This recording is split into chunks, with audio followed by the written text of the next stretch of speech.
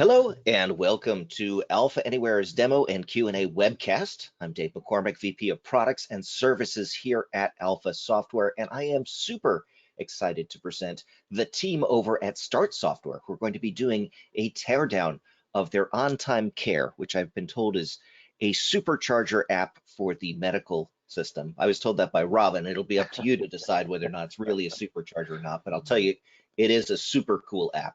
He demoed the app during our last DevCon, so a lot of you people have seen it before, but you have asked a lot of questions saying, how did you make the dashboard look like that? And now Robin's here to show you, and his team are here. You brought in the big guns, Dan and Tom from Start. Hello, hello.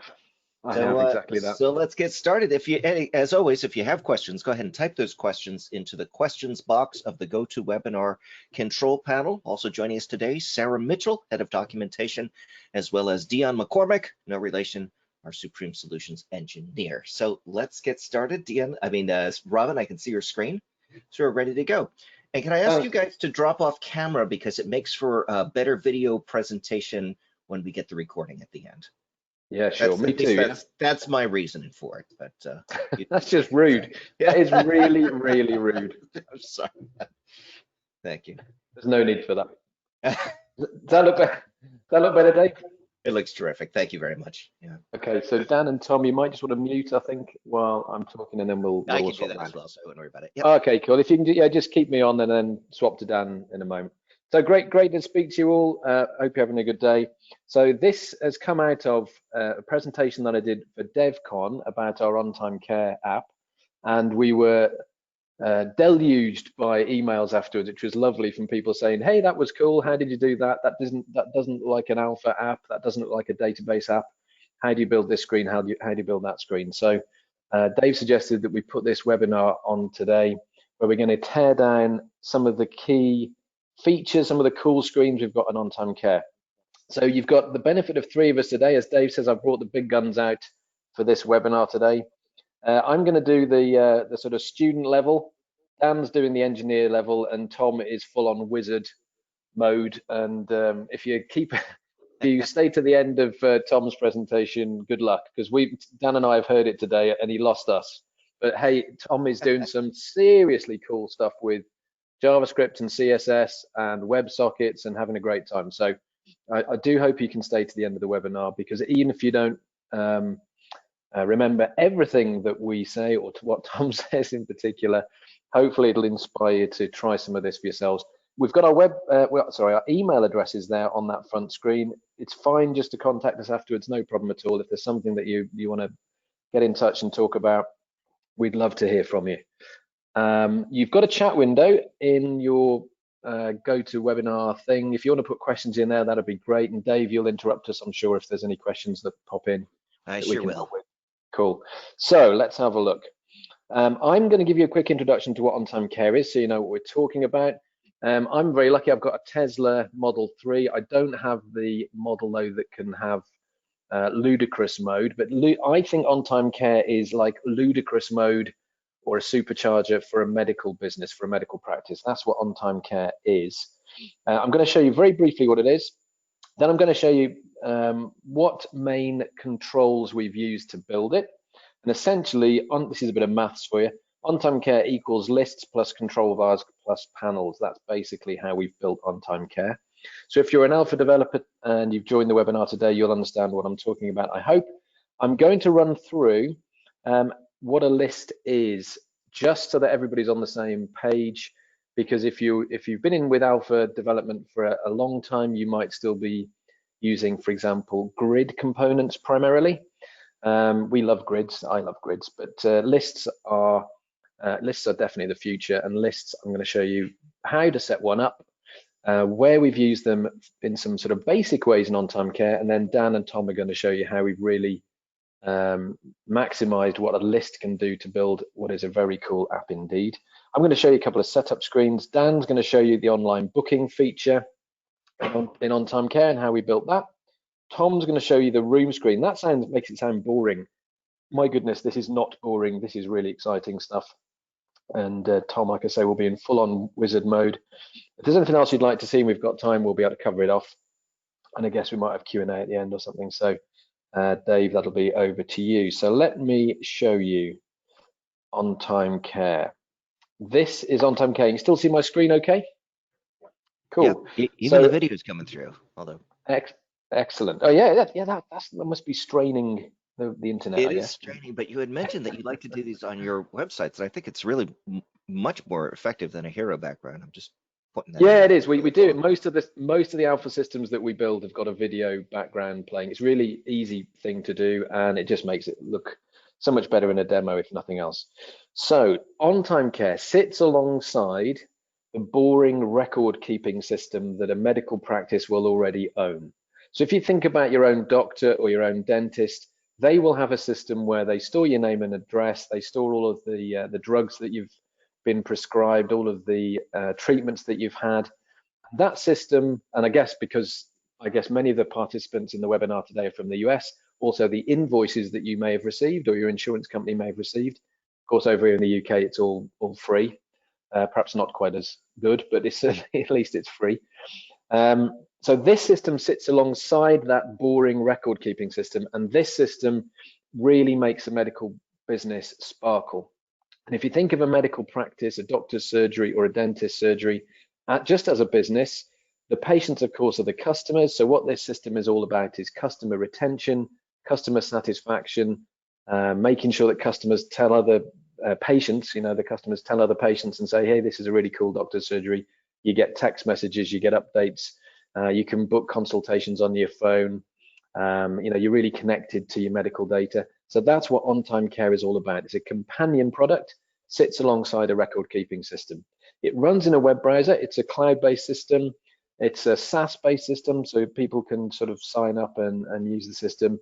Everybody's data is kept securely, is segregated, but essentially it's a cloud-based, web-based system built entirely in Alpha with SQL Server as the backend database. At the top of the screen here, you can see at a glance how the physicians are doing today against their schedule. So Dr. Dixon is 35 minutes late, Dr. Buchanan's 15 minutes late against his schedule. Dr. Carson's actually 5 minutes ahead, and Dr. Branch is 20 minutes ahead. So patients arriving can be told how much time they're expected to be waiting, or indeed they can have messages sent to them automatically. Quick whiz through a couple of the screens. So here's a room screen. This is what Tom's going to be tearing down for you shortly. This shows all of the rooms in the building and who's in each room. So I can see there's a patient here, Sanford Curry is in exam room 1. This is a red symbol here showing that they've been waiting too long. So we've got a problem here with patient satisfaction. In this one, I've got a doctor. I've also got some equipment. I've got the cardio equipment here. All of this is being monitored with little badges, little Bluetooth badges that the patients and the doctors can wear and the equipment can have stuck on. And all of this equipment's been automatically monitored around a building with the sort of Bluetooth equipment that shops now and restaurants are installing, which sort of notices when people come in and notices when people's smartphones come in and leave. It's that sort of really cost-effective, really battery-effective Bluetooth equipment. So there's the room screen. If I go to the communicator screen, this is all about sending messages to patients. So text messages or emails or even voice messages. It can phone somebody and speak a message to them. Really cool, really easy to do. This is all about messaging. If I go down to the next screen, this is our visit manager screen. This is showing us who's coming in today. It's got instant filtering on. This is client-side filtering, which we might cover off later. So I can see that David Lee Barron's coming in. He's actually requested a cancellation on that one. Look, to see Dr. Branch. Cyrus Dunn has confirmed their appointment. So this is a nice feat. This is nice sort of who's coming in today type screen for the administrators in the practice. And lastly, I'll just go onto the schedule screen. So this is a booking screen where the administrators would be creating appointments for patients with doctors or other medical staff. I just switch across to this screen. And let's look at Dr. Carson. I think they've got quite a good diary. So we've got color-coded diary here showing the confirmed appointments in green, the ones in light red that have been requested to be cancelled, the ones in dark red here that have been cancelled. I've got little symbols showing me what type of patient they are. These are all smart standby patients who are interested in last-minute availability. But I hope you'll think the But it's a nice looking system. It's a bit, it's quite sort of colorful. It's quite attractive. It's quite engaging as a system. It doesn't look like a boring system with lists of data out of a database, I hope. And certainly that's the feedback we got from the demo, and it's the feedback we get when we're selling this to medical organizations, that it looks a little bit different, and it really makes makes the admin staff have an interesting time interacting with this data and interacting with the patients. So let's have a look at lists, because as I mentioned, on-time care, although it may not look like it, is essentially built with lists and control bars and panels. That's the those are the main features that we've used. So just to bring everyone up to speed, I'm going to show you what a list control is just for a couple of minutes. I'm going to create a new UX, drop a list control on, use the Genie to set that list up, and then you'll have an idea about what a list control can do, and its very most basic form. So new web component, new UX, just go with a blank. So a UX is just a sort of a blank screen at this point in alpha, so we can put any controls we like on. The list is a data control, so if I just scroll down here and pick a list, I'm just going to create one list for now. I'll let it be called list one. I'm going to use the quick setup Genie, and I've already got a connection string built to the Northwind demo database that ships with alpha. Let's look at the customers table. So lists are used to view data from a database table, or a DBF file, or an Excel file, or even static fixed data. That's essentially what a list is at its most basic. We'll have some fields, so I'll have customer ID, name, contact name. I'm thinking I'm going quite quickly here, but then I'm thinking back to some of Sarah's demos in the DevCon, which were like lightning speed, and I couldn't possibly keep up with Sarah. I'm at half Sarah speed here. Do you think that's fair? Good pace here, Robin. Yeah. Half Sarah. That'll do me. So lists can also have detail views. Lists, a detail view is where, as well as a list of information, you can pick out one record's worth and interact with it. So I'm going to have a detail view.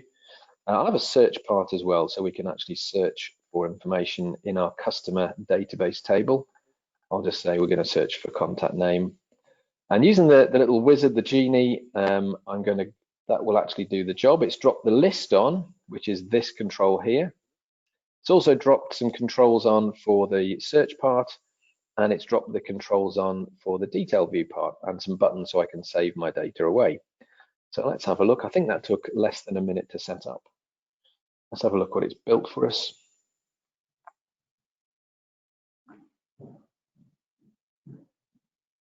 And here we go. So I've got a list. So this is where I guess Selwyn got the name from. This is a list of information. Here's a list of customers out of the Northwind data. If I click on one, so I'll click on Chop Suey Chinese, it comes up in the detail view below. I can change that. So this is Chop Suey Chinese Limited. I can save the record. I can synchronize it back to the database. So all of this has been built for me just with those few clicks in the Genie. I can also search as well. So if I search for Peter, say, let's see what we bring up. Then we've got our two records where Peter is somewhere in the contact name. So we've got Peter's Frankenstein and another Peter there in Peterson. Okay. So this at its most basic is what a list control can do for you. It can present data in the list form on the screen in a vertical orientation. That's the default orientation, but Tom will show you some different orientations and different presentations later. I haven't done any styling on this. I've just used the sort of default style that comes with the Genie, but you can see there how quickly that was to build and what it's given us. So that is just that very quick introduction to a list control. Now, if I flip back to on-time care, I'll show you a couple of lists in action for real. So the first one I'm going to show you, this is in our admin section. These are all sort of setup screens or lookup screens. So if I pick message templates, I think, and what we'll see here, this is the screen where admin staff and physicians can set up templates for the text messages that go out to patients. And I can see here, you can probably spot this is a list. It looks like a list. It's a list of data. So that is a list. And if I go to no further appointment necessary, let's have a look at that one. This slides in a panel, and the panel has got the detail view. So this is where I could change the text. See you soon. And here we've got a save button. Instead of the save written out as a word, I've got just an icon there. I can save that, and that will have saved that template away. Easy as that. How's that built in here? So if I look at the template UX, it's very similar to the demonstration one I just built. So here is the list itself. The list properties would just be in here. Very similar to what I showed you. It's just connected through to a database table with a little search part and some buttons on. There's also a control bar. Now I think Dan and Tom are both going to talk about control bars later. And the detail view comes in on a panel when I click it. Let's show you one more before I hand over to Dan. So this time I'll show you the patient priority setup screen. So these are reasons that people would come and see the doctor. We call them patient priority or visit types. Here again, you can spot this is a list. It looks like a list. It is a list. But this is a list with in-place editing. This was a feature that was added quite a while ago, actually, but it's one of the newer features.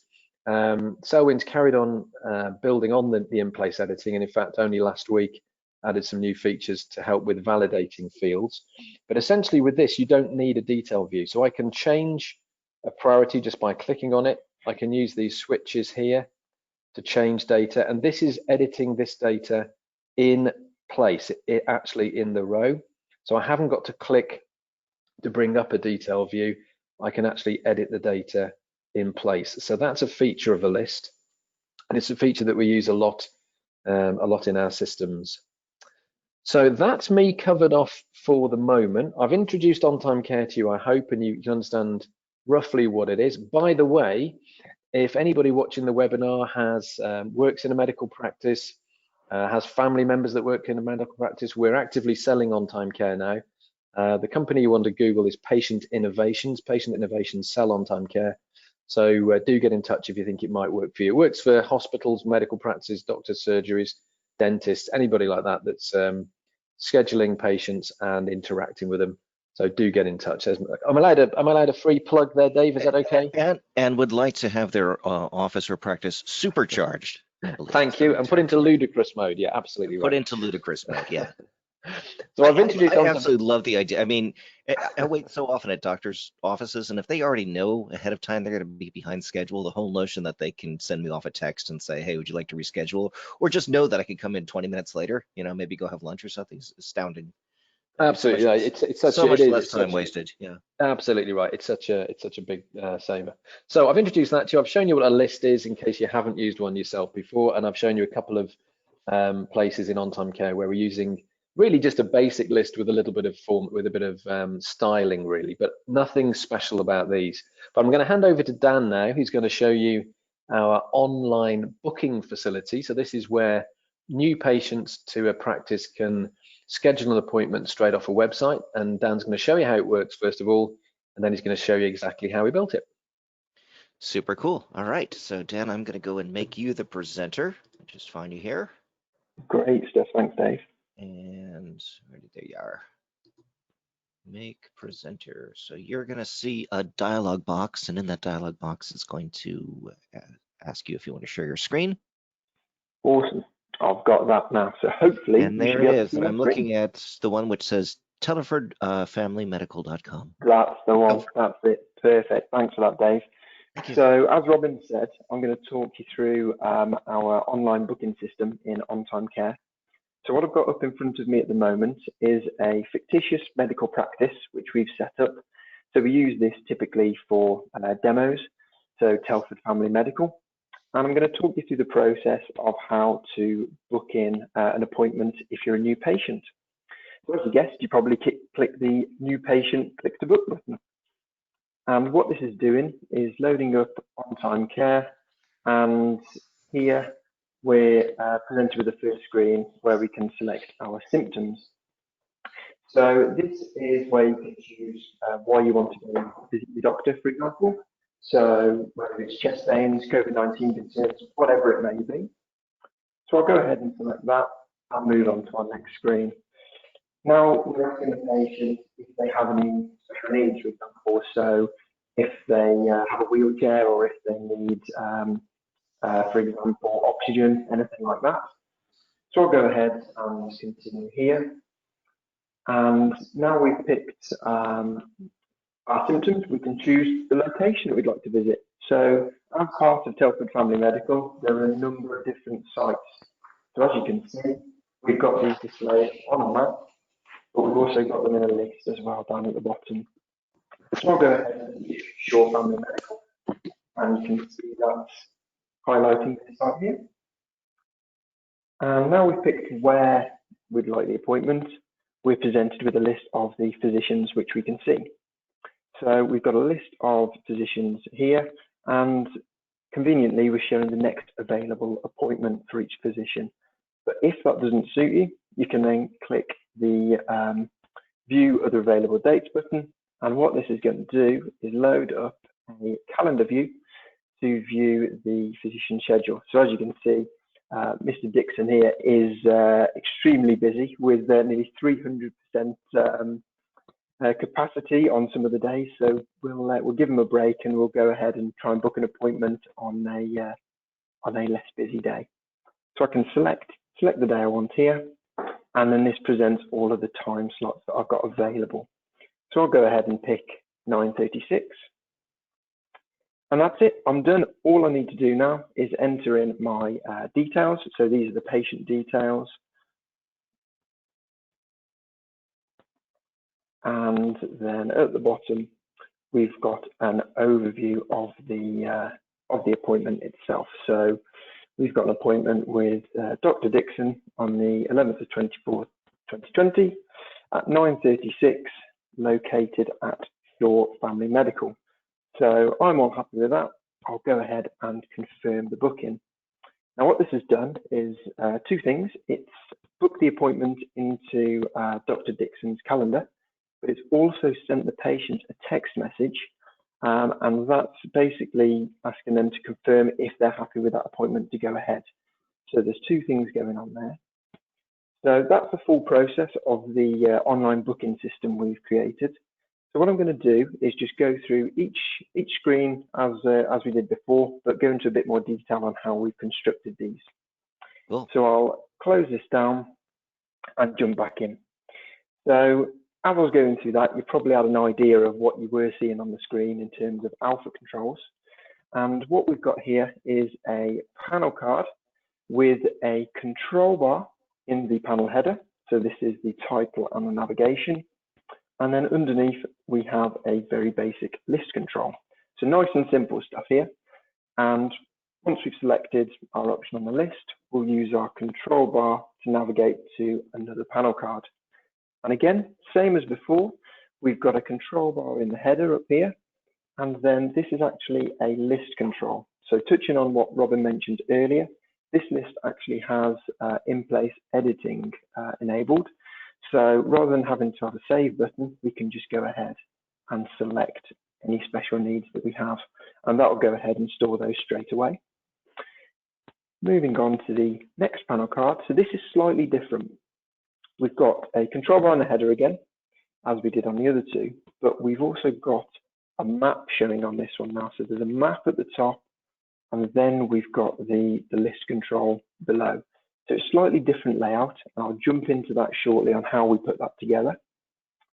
And then if we move on to the next screen, again, you probably guessed it, it's a control bar at the top with a list underneath. And these lists are populated from an SQL data source. So this is reading from a live SQL database. And finally, I'll jump into the available data screen. So this is slightly different. So we're not using a list control here. We're using a control bar for the header again, but this is actually using an inbuilt calendar control within the UX component. Now, some of you may have used these, some of you may not have, but I'll jump into what they can do for you now. But essentially, it's a really nice way to give a calendar type overview of any data that you may have. So once I select a day on here, we're prompted to the last selection screen, which is the date and times of the appointments. So again, very similar to before, control bar at the top, and we've got a list below. So if I select this, we're now presented with the screen where we need to actually confirm our details. So this is just 4 simple input controls, text box here, and then below we've just got a chunk of HTML just to give you an overview of the appointment. So it's just so you can confirm exactly what you're going ahead and booking there. So that's a quick run through of how we put this together. So what I'm going to do now is jump through into Alpha and show you how we actually put together these screens. So if I swap over to my Alpha anyway, and hopefully you can still see that, Dave. Great stuff. Yep, sure is. Yep. So what we've got here is the UX component, which we've built for the online booking system. So the first screen we've got up is the symptom screen. So this is just showing your list of symptoms here. And if I expand out my symptoms panel card, you'll see that's all it is. We've got a panel header, and within that panel header, we have a control bar. So I'll just jump into this and show you what we've got in there. It's a very simple control bar with just a couple of items in. So we've got the next button, which is our navigation. So you can see that here. And then we've also got a title as well. So we can output whatever we want to in the header there. And with a control bar, you've got a number of different layouts.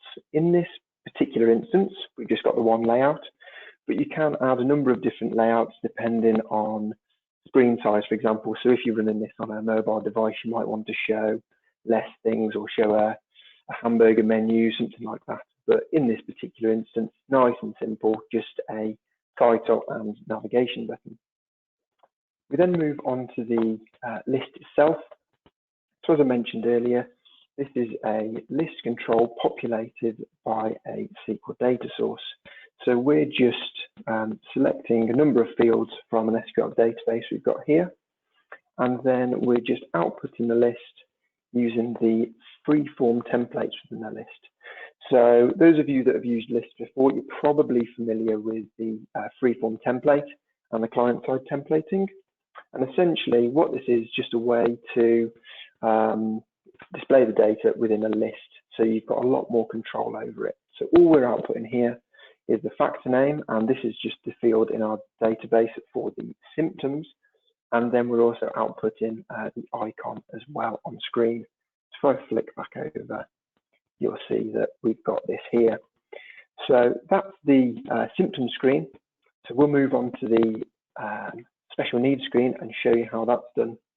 So this is very similar to what we've just gone through on the symptom screen.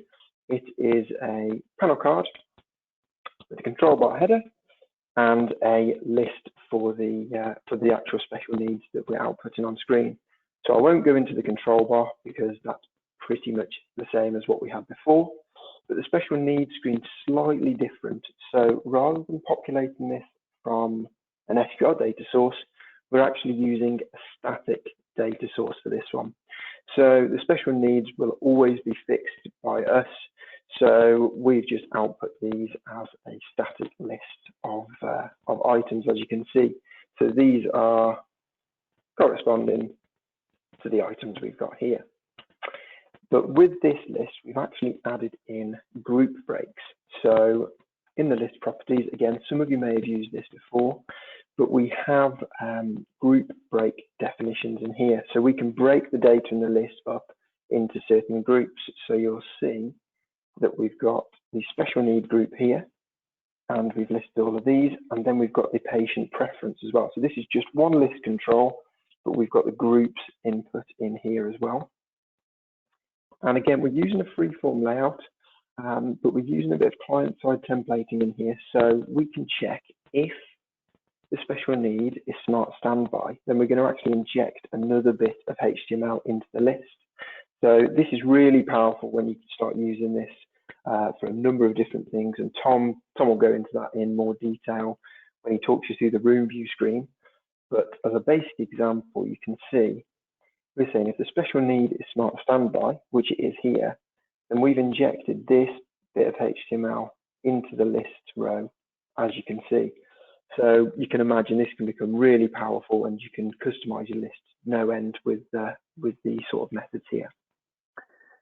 So moving on, I'll go on to the location screen. So this is a bit more in depth now, a bit more exciting. So we've got a map view on here as well as our list. So it's quite simple to set up, very similar to before.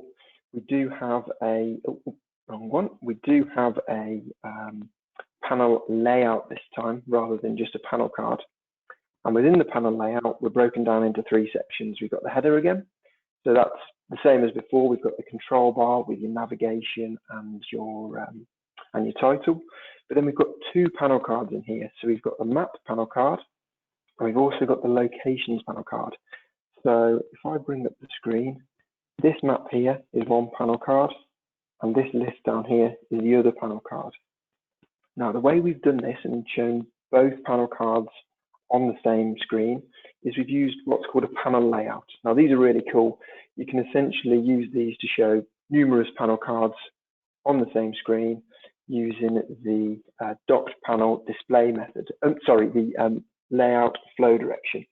So we've got a number of different options here, which is really cool. So we've set this up for top to bottom. So we've got the map first and then the locations. As you can see here, map first and locations. But you can change these to any number of different layouts. So you can go left to right, for example, or right to left. So you could show your map, for example, on the left-hand side and then the list on the right-hand side if you wanted to. And the way this works is the list is populated from an SQL data source as before, and I believe this one is populated from a select statement here. And this is just basically grabbing data from the database. And then the cool bit is we can then populate the map using built-in alpha actions and push through the data onto the map for a visual view. So I'll just show you quickly how we've done that. So if we go into our JavaScript actions here, we've created an action called place location markers. Now what this does is uses a built-in action JavaScript method, and within here there are loads of different options you have, but we've chosen the action to add the markers to the map. And you can choose where you'd like to get this data from. So at the moment, we don't know where we want it from. So we've specified we want it from these locations list, which is this list here. And then because we've geocoded all our location data, we can just output this straight away to a map. And there's loads of control you can have in here. You can add marker details. So when I select on a marker, you can output any data that you've got in the list control, for example. This is really cool, really powerful stuff. So if you haven't played around with this, it's well worth having a look at. And that's essentially how we popped that screen together. So in essence, it's just a list, and then we're using built-in JavaScript actions to go ahead and do the cool functionality of populating maps and that sort of stuff. So I'll move on to our next screen now. And this is a physician screen. So this is where you want to select your physician. So this is a list control we've got here. I'll go back to a different site so we've got a bit more info to look at. This is, again, a list control, very similar sort of setup. So I won't go into how we've done that because that's just as before, reading from an SQL data source and then outputting the information in here. We have done a bit more client-side templating, so we can output images, for example, that sort of stuff. But the one I do want to show you is the calendar control. So this is really cool. So this is just a way of viewing data in a nice calendar layout. So what we've got here is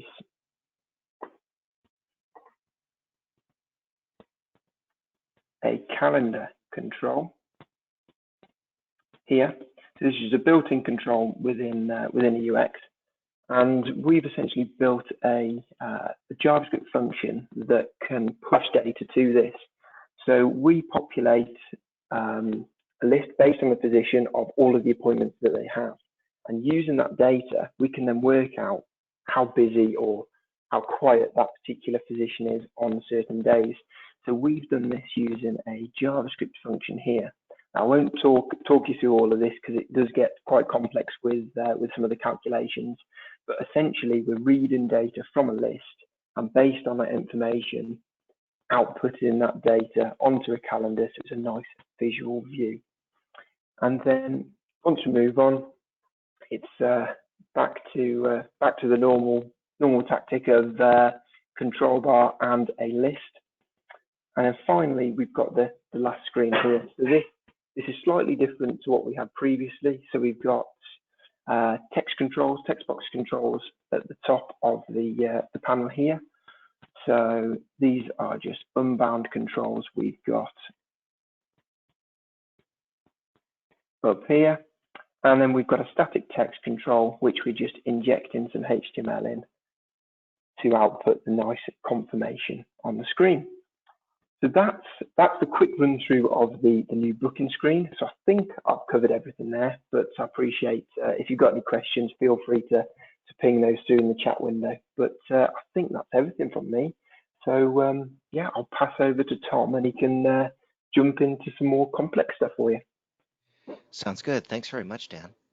Tom, I'm going to go ahead and make you the presenter. So you should see a dialog box on your screen. Great, I can see that. All right, and there you are. We're looking at the dashboard. Great stuff. Okay, so thanks very much, Dan.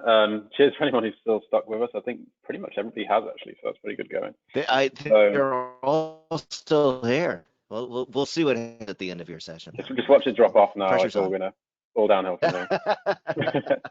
So this is, and Robin's already shown this screen, but I'm gonna just go and show this in a little bit more detail. This screen here may look a bit intimidating, but it's actually in reality just mostly list controls, a view box, and I don't think we've actually got any control bars in here, but of course Dan's already gone through those in a bit of detail, so I think that's fine. First thing I'll go through is this top bar here. So you may notice this actually is on a lot of screens actually, but it's the same, it's actually its own UX. So this is kind of, this entire system is really one UX that has this menu section, this top section, and this middle bit here is essentially just panels that are loaded in.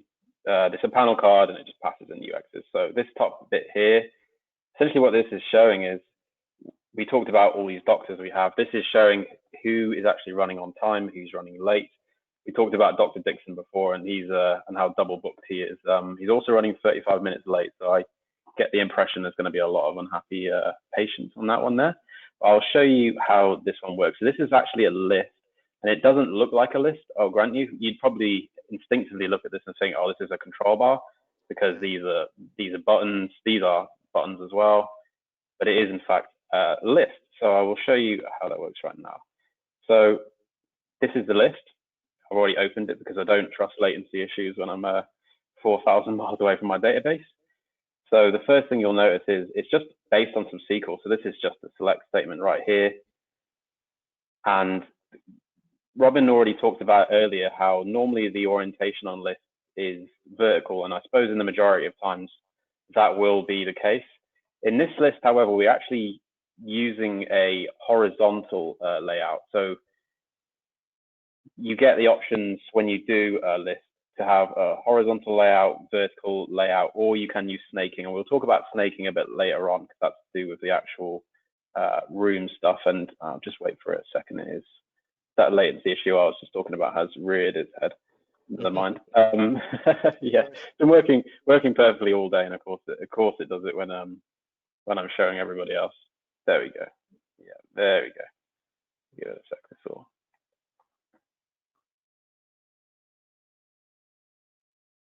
Okay, whilst that loads, I'll just talk through this how it actually looks.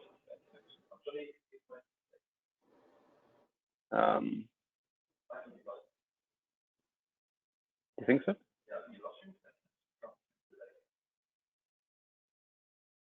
Okay, no, okay, seems to be okay now. So yeah, I don't know what that was, but always going to happen in a demo, of course. So what we have, here is essentially what Dan was already showing. We use this client-side templating really prolifically throughout the system. So we have this section here, and I'll first show you the actual data, because you may look at this and think, well, you know, if it's all rows, then why, when it's horizontal, aren't they the same? So we have that refresh button, and we have an add button, and they are actually rows. So this is the SQL on screen. I presume everyone can see Management Studio right now.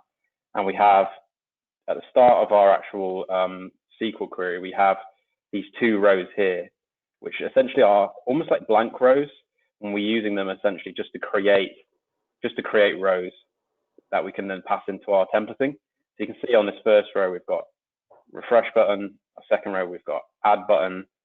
And then in the actual template itself, you can see if refresh button equals refresh button, all we're doing is actually showing the button. If it's add button, we're just showing the add button. And if it's anything else, that is when we then start to show these individual doctors. And we're using the templating to get this color. So you can see if you're late, you're going to show in red. If you're on time, you're going to show in green. And you can see that here in the way we've dynamically put in this div tag here. So using client-side templating quite a lot on that. So that's that section there. And the next section I'll show you is the notifications. So if I click this button right here, we should hopefully see some notifications pop through. If, you know, I'm just going to refresh the screen, because I think Robin might have been right with me losing my internet a little bit here. So just bear with me 1 second. Yeah, it's logged me out.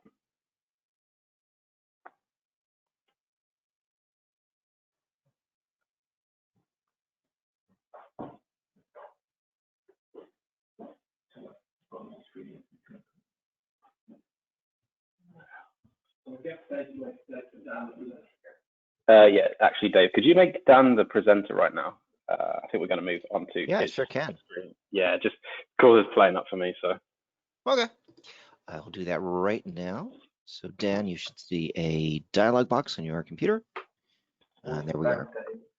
Yep.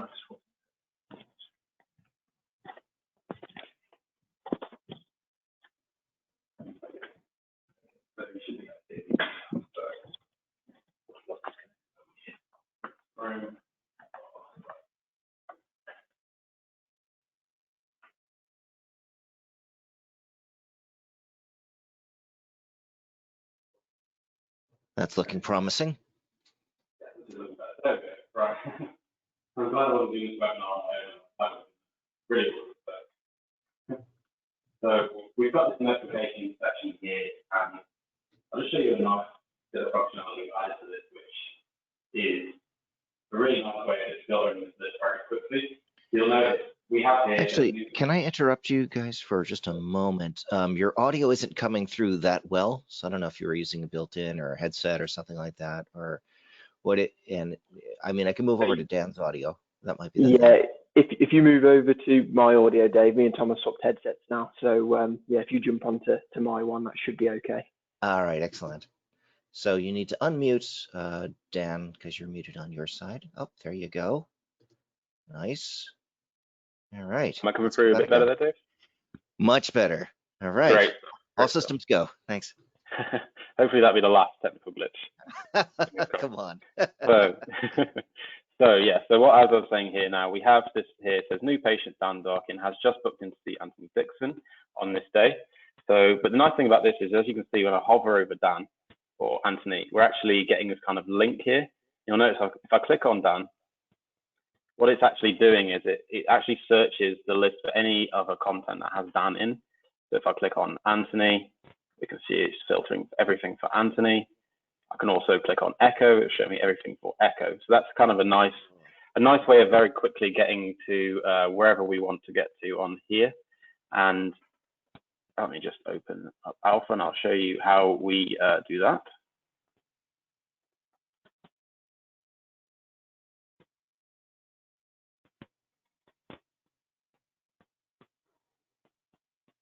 In fact, it's actually a different UX.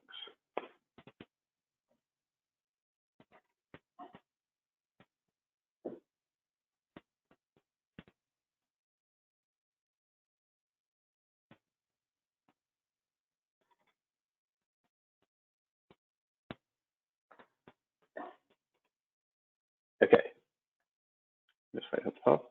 Yeah. So on this again, we're using a bit of templating. So this that's just here to give us the notification icon. So if it's for a patient, we get a little patient icon. If we get a doctor, it gives us a little doctor icon. The actual linking itself is actually done in SQL. So we've got an actual SQL view that we're creating, and within that SQL view, we're actually generating some HTML. So if you actually queried the actual SQL view that this is based on, you would see some HTML in this notification text field here. And what I actually had this open on my PC, so unfortunately I would have shown you that, but never mind. If I go on to list events, what you can actually see is to get that behavior where clicking on the link filters the list, we're actually running a function here just called bind notification events, and I'll show you what that does very quickly. So if I just go on here, what we're actually doing is in the HTML, say you have the patient's name, we're actually wrapping that link in a div, and we're giving it this class here, as you can see, we have notification patient name class, and all we're doing is we're binding event listeners to that HTML. So as you can see, when we click on a patient name, for example, we're setting this field here with the patient name, and then this function here is actually just then doing just a very basic client-side search. So although it looks quite cool what we're doing there, it's actually really very basic what we're doing. We're just taking advantage of all the client-side filtering that Alpha has just built into lists, really. So I will move on from that one there, and we should now be getting to we're getting to this big room screen here now, but I will first show you this top bar here, just because this is actually a view box. And a lot of you I expected probably used view boxes, lists, sorry, but a lot of you probably haven't used view boxes. I know some people have. Essentially a list is kind of it's like a subset of a view box. Everything that you can do in a list, you can do in a view box, because a list really is kind of based on a view box. It doesn't have a lot of the sort of features that lists have built in. It's kind of a very stripped back version, if you will. And the reason why we're using a view box in this case is because that is really what we want here. We want a very stripped back version. We only really want to be showing some counts on screen.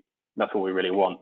So what we're doing there to achieve that is we're running a store procedure. That's what gives us the data for this view box here. And this is actually the same store procedure that the rooms list is actually built on as well. We've actually just got a little parameter here, which just in the store procedure runs like a summary of that data. So I'll show you what we do from there. We get these fields here, and just like we did in the list client-side templating, we kind of have like a similar sort of thing here. We just have all the HTML that we want for the counts, and we're just putting these fields in here. So it's very, very simple. View boxes are a really good way to just display any kind of lists of data in any way that you want, without it necessarily having to have all the things that a list has that you don't want. It's just a very lightweight way of showing and displaying data, really. So now I'll kind of get into the sort of the main bit that we were going to talk about. So I'll just close this down now, and that is the actual rooms list itself. So I'm just going to talk about it a bit beforehand, just because there is a lot on screen, just so we all know exactly what this is attempting to show us. And really what this is each one of these tiles is a room in a medical practice. So you can see this is the waiting room. We've got two patients sitting in here. We've got Robin in there. We've got Kira and Scott. And then we have exam rooms. You can see that this has a piece of equipment in there. We have, say, the procedure room here, which has the patient. It also has a doctor and a piece of equipment in here. And essentially, what we're doing here, we're tracking patients, we're tracking doctors, we're tracking equipment. This is what we want right now. And on the face of it here, it doesn't look like a list at all. It's probably the least listy list we've got, I guess. But all this actually is, in reality, is a free-form list. We're using the snaking orientation on this. So not horizontal, not vertical. We're using the snaking. So this is row 1, row 2, row 3. And then And then from there, each one of these is just just using the freeform layout. That's all this is. So I'll just show you how that works very quickly. Cool. This probably garnered the most attention when we first saw that dashboard and said, "What do you mean that's a list?" As you're right, it doesn't look very listy at all. So this is Yeah. So what we're actually using on this is like we're using the client-side templating, but we're also going a little bit further on the screen. So this is what when we talked about doing it, pushing it a bit more. We've got this here, and as you can see, this is just one row, and we've got quite a lot on here. So we're using all the elements that we already showed you with the client-side templating. So we've got all these if statements, we've got everything like this. But what we're also using is a lot of our own CSS on here. So one thing I'll point out is when we use the CSS tab on here, some people might look at this and think, well, I've never seen this tab before in my life. And the reason that is because it's actually an optional tab. It's not on by default. So if you go to the very bottom of the screen here now, you'll see there's a tick box that says CSS. Tick that and you'll get this one here. And the nice thing about every piece of CSS you write in here, it's scoped within the actual list itself. So if you actually look at this, if you inspect in say Google Chrome, you'll notice that this will have room card in it, but it will actually have list 2 or whatever dot room card in it. It actually prefixes with that and it keeps it nice and scoped. So it's all in the scope of the list. And what we're doing to achieve that layout really is we're using something called a CSS grid, which some people may have used. It's a fairly modern CSS feature. It allows you to create really sort of dynamic layouts. And here you can see all it is using this display grid, and then we're using the template areas actually in here. And if I just really quickly show how that actually looks in the inspector.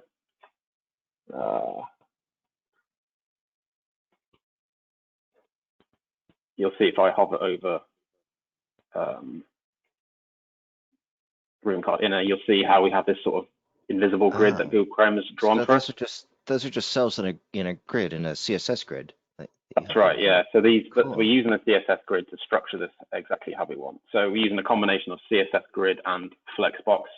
I would really highly recommend looking at both of those. They work really well together. Really nice way of creating nice layouts, and especially if you use the client-side templating, you can use the two of those together and create some really nice layouts with those. So the last thing I'm going to go on this is actually how we get the data on this list. And this is going to surprise a few people, but right now you'll notice that this is actually static data. And obviously it isn't static data. But if I click on here, what we actually have is the first line here, which is essentially just headings. We're using this actually to create almost the structure of the list. So having these fields in here allows us to have the fields here. It allows us then to have the fields here. And all of that's achieved without ever pointing to any data. So we're using this really just to create the structure of the actual list itself. And then we're actually going to populate the data ourselves using our own methods. So what you'll notice is we have on initialize complete. It's just a client-side event that every UX has. We're running this function here just called get rooms data. And you can see we also have some optional WebSocket code. If I happen to have time at the end, I'll very briefly talk through that. If I show you that function, get rooms data, what we're actually doing is we have our own data and we're using a asynchronous call to get this. And this is the reason why we've used static data, because although Alpha allow you to do like an XBasic function to get data in a list, or a JavaScript function to get a list, or just directly from a SQL table, the one option that we don't necessarily have is use a JavaScript function that is actually asynchronous. So you'll see in here what we're doing is we're fetching data, and fetch is just a built-in JavaScript function available in all modern browsers. It kind of just replaces the old jQuery Ajax method, if anybody's used that.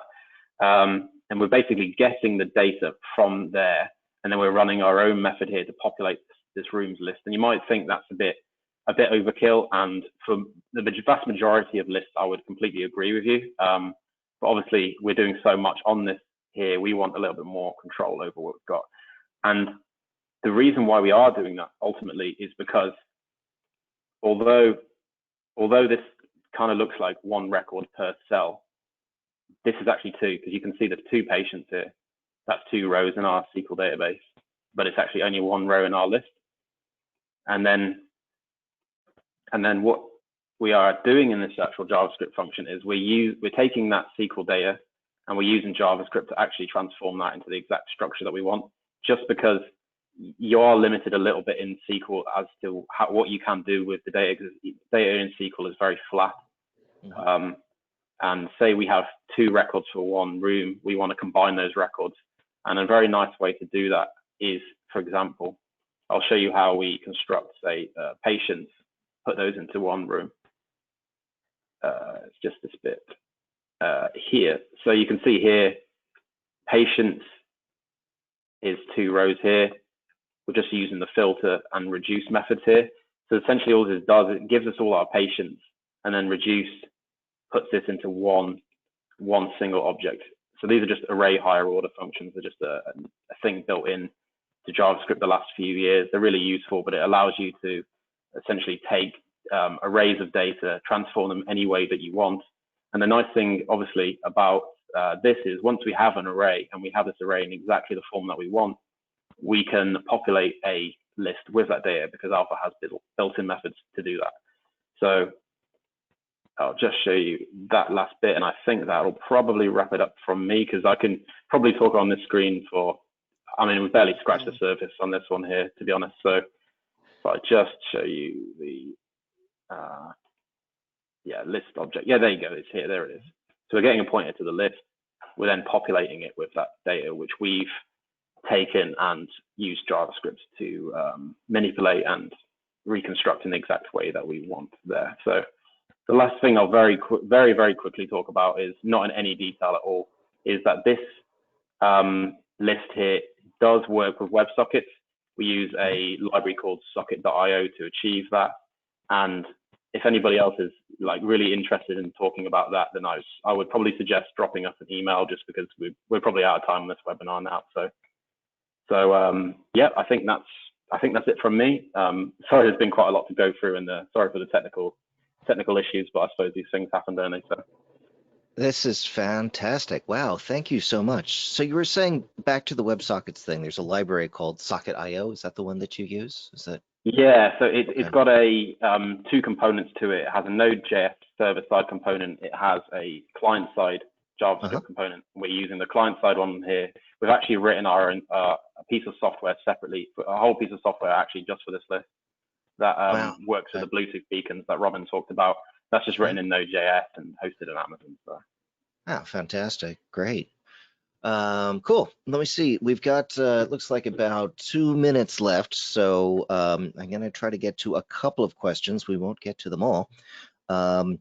Just a quick observation. When you were in the editor and you were doing client-side templating, it looked like you had like a nice dark mode sort of theme happening there. Is that a setting in Alpha Anywhere that you're able to? Yeah, I was expecting somebody to ask that. Yeah, no, it's I think you can sell that one actually. Yeah. Okay. So I know a lot of developers like a sort of dark background for their code, and yeah, you literally, if you go into the old style control panel and go into the settings, you can tweak it in there. It's pretty hard to do, to be honest with you, but I do actually have a style file for that, which you can just apply.